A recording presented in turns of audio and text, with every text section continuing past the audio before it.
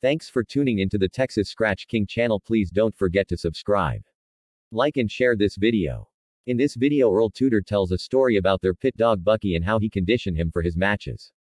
Let us begin. This is what the old maestro Earl Tudor told Jack Kelly in 1973. In 1973, about a year after Jack Kelly started publishing the Sporting Dog Journal, he asked Earl Tudor if he would write his method of conditioning a dog so that he could print it in the magazine. Earl said that he didn't believe anyone could write out a conditioning method for someone else to follow. Earl did, however, agree to write the method that he used to condition one of his particular dogs. Earl Tudor begins. Jack Meeks of Cyril, Oklahoma gave a 6-month-old pup to my wife. He grew up to be quite a pet of my wife's and my mother's. He wouldn't fight anything, he wouldn't even walk on a lead. He would just lay down when another dog came near him. There was going to be some local dog fights about 2 miles west of where I lived and my brother picked up the dog. We called him Bucky and put him in his car. I told him that he better not do that as the folks would probably run us off. He said he didn't care and he was sick of looking at such a cur. When we got to the place where they were fighting the dogs, my brother took a piece of rope and tied Bucky to a peach tree. When he saw all the other dogs he went wild. And I had never even heard him bark before. A fellow from Shamrock, Texas had a tall rangy dog about 43 pounds. Bucky weighed 45 pounds, fat but in fair shape. So my brother matched into this fellow for $50. They went 37 minutes before the Texas dog turned and wouldn't scratch. Bucky was not even drawing a deep breath and was just wild. We took him home, tied him up, and ever since then he acted like a pit dog. A couple of months later, my brother calls me and says he has a forfeit up for a match at 38 pounds against Bowser's Yank, who was a 2-time winner, and one of them against Ben Merlitt of Montgomery. I told my brother that was the craziest thing I ever heard of, and that we would have to starve the dog to make that weight. He was a natural 41-pound dog. I fed him on wheat bran with some non-fat dried milk in it up until the last week of conditioning, and then I fed him bran and 2 slices of rye toast with 1 egg broke in it. Well, he made 38 pounds and he looked pitiful, but his nose was wet and his eyes were bright. At 47 minutes they finally decided that Yank was dead. Bucky was the winner and he looked like he could have fought another hour. Later we matched him into Toland of Little Rock, Arkansas. He used to advertise in Bloodlines. He sent his dog to Harry Strong of Monroe, Louisiana to be conditioned. We fought west of Oklahoma City. Along with Toland was Old Man Frome. He had been out of the dog game for a while and had a very bad stroke and was very fat.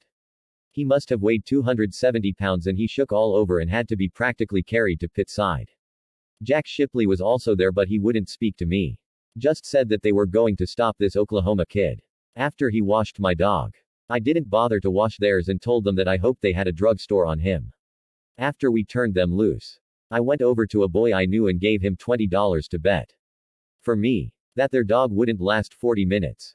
The boy got the bet called real quick. At 29 minutes Toland's dog turned and refused to scratch. When the Old Man Frome left, he put his arm around me and he had tears running down his face and said that it would be the last time he would ever see a dog fight. He died 2 weeks later. I hope there are someone around that still remember him. He was a hard man to beat in the pit. I'll tell you how I used to work Bucky for those fights. There weren't any fences around in those days. Well, I would get up before the sun came up and tie a 100-foot piece of small rope on the dog and tie the other end around my waist and take off for 2 miles to the south. Then turn east for a mile, then back to the north for 2 miles and then a mile back home. About 6 miles in all. About every half mile a jackrabbit would set the dog off running after it. And it would seem like the dog would cover 100 miles while I jogged about 5 of the 6 miles. The dog could stop any time for a few minutes to empty out. I would then wipe his mouth out and go into the house and have my breakfast. After I finished eating I would lead him about 100 yards to limber up and then put him on a mill or the round table for up to 40 minutes. Then I would wait for about an hour or so and then let him run after a coyote tail for about 20 minutes. Then I would take him for a short walk and then let him work a hide for 20 minutes. And that was when he was ready to fight. I would take him on the 6-mile run for 4 weeks, before I gave him any other work, and then only 20 days on the rest of the work. Now I don't mean that I worked them all that way, but one thing that I did do all the time, and that was that I never fed a dog that was to come in under 40 pounds more than a half pound of meat at a feeding. Over 40 pounds I fed 1 pound of meat with other stuff, and that was only during the last 20 days when he was working hard. Some of the boys used to run a lot of greyhounds around here and I have tried this as well. Put one greyhound in a pen and another in a different pen. I fed the first one nothing but meat and the other one a diet of ground oats mixed with bran and a little dried milk over it.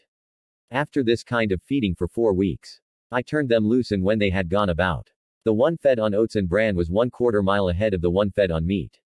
Now anyone will say that meat will make more strength and will win over one fed the other way. Well, I know from experience what will happen. I hear fellows say, hell, I fed him 4 pounds of meat, and others say they fed 6 pounds, and most all do that. Charles Smith, the Billy Sunday Man, matched Billy at a fellow by the name of Barnes of Atlanta, Georgia. They were to fight somewhere in Alabama at 42 pounds. Smith had trouble making the weight, and his last 2 feedings were 2 slices of toast and 1 egg. After they weighed in, Billy was on the weight. He gave him some beef tea and he won in 28 minutes. Barnes' dog had come from Pete Donovan with a guarantee to win or you don't pay for the dog. Thanks again for listening to the Texas Scratch King channel. Until the next time, my friends, as we always say, never submit to life and keep scratching every time.